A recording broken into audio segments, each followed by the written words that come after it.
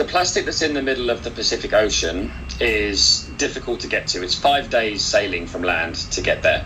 And that means the cost of us collecting that plastic is much, much higher than other plastic that you might find. There's lots of terminology around plastic. You have something called ocean-bound plastic within 30 miles of the shore, including inland.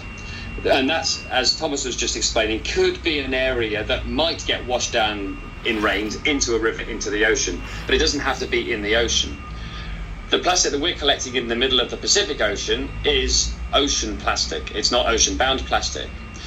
So that actually has a value on that with our partners. So we're working with many of our partners to actually create products with the plastic that we've got out of there. Now, part of that means that we have to be able to demonstrate that this plastic has come from that place. So we worked with a third-party provider called DNV and set up a completely independent, monitored chain of custody for all of the plastic that we pull out of actually all of our deployments around the world. So not just our ocean system, but also the river system as well.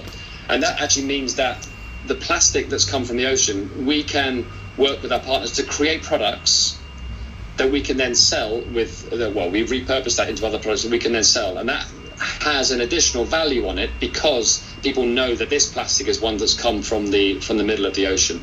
So again, just as a quick example, there's a whole side to the sorting and recycling of the plastic, both from oceans and from rivers.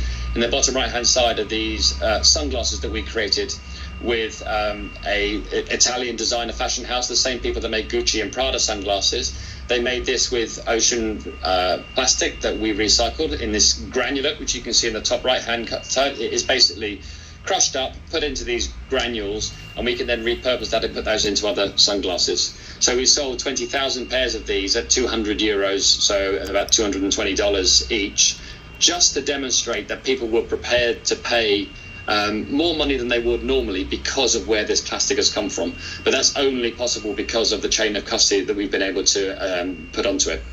So, sorry, that's quite a long answer to your question, but hopefully that answered it.